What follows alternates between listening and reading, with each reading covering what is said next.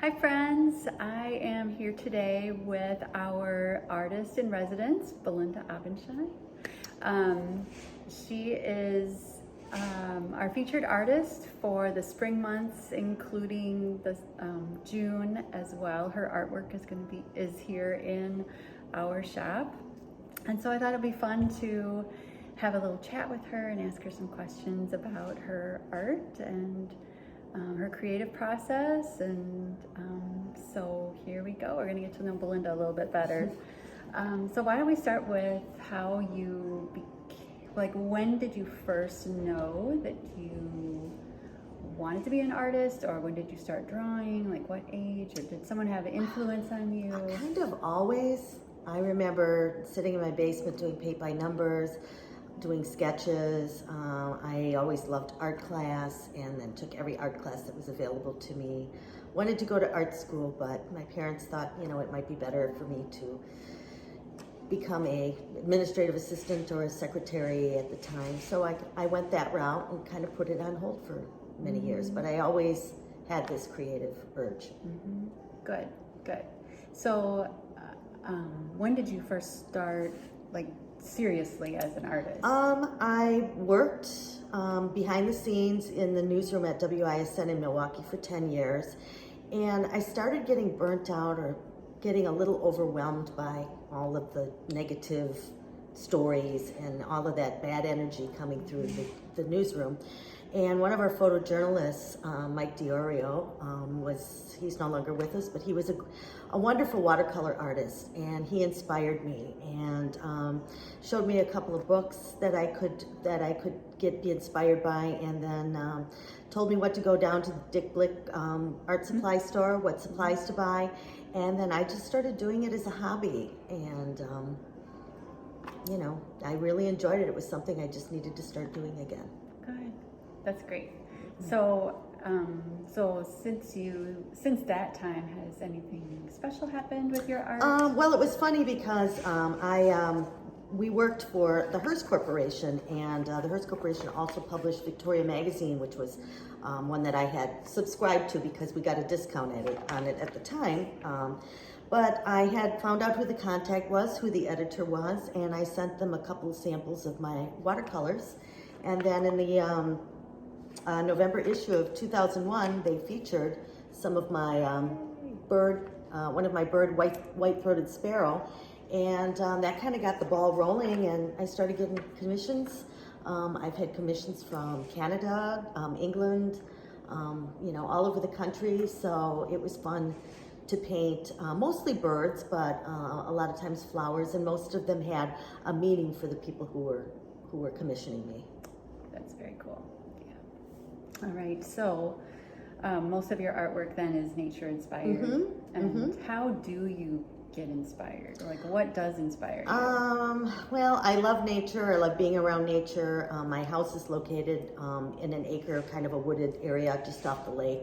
So a lot of fun things I see coming and going, birds. And as I just told you today, I happened to watch a duckling jump out of my oak tree. Didn't think I'd ever see something like that, but things like that really inspire me.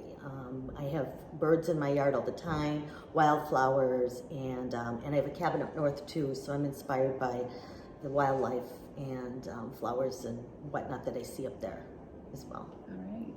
So speaking of birds, one of the things that you've done is a bird study.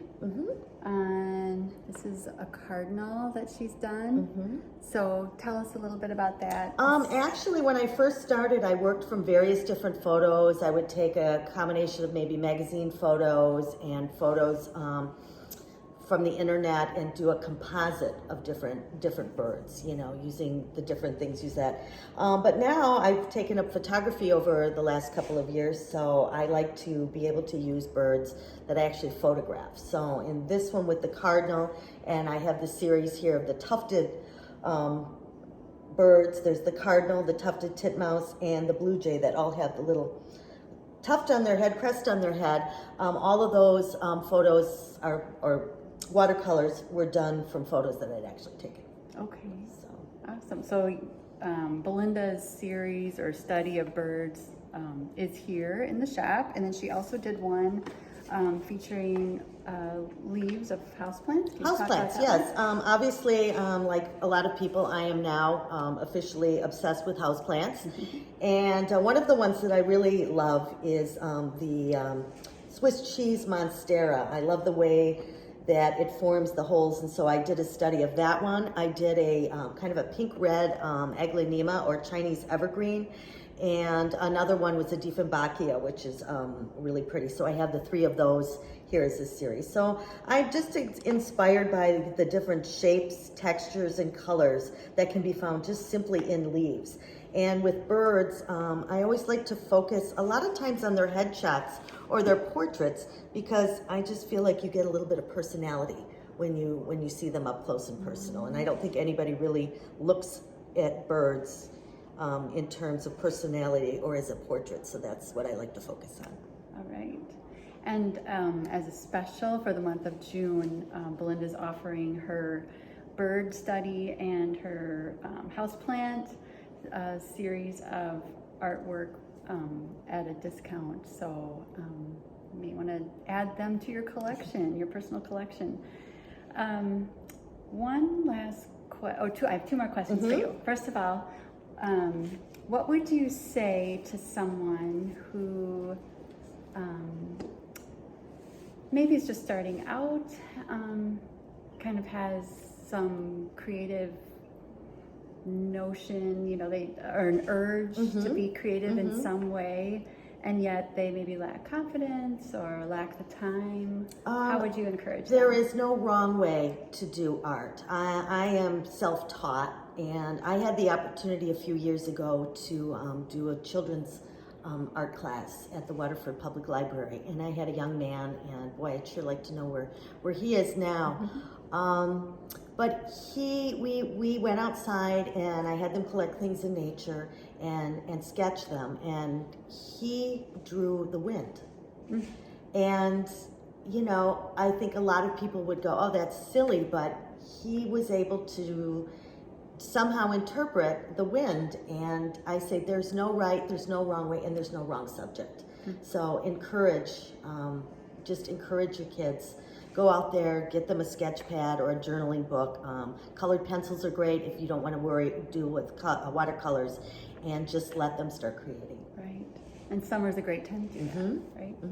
All right, last question. Okay. What music do you listen to when you sketch? A lot of usually it's like a spa type music. I'll lay either on Pandora, or used to be back in the early 2000s when we didn't have streaming services, I would throw in like a loon, classical loon was one of my favorites, and listen to nature sounds. All right. Thank you so much for sharing all of that. And I encourage you all to stop by and see Belinda's artwork while it's still here for the month of June. And get creative yourself. And we'll talk soon. Bye.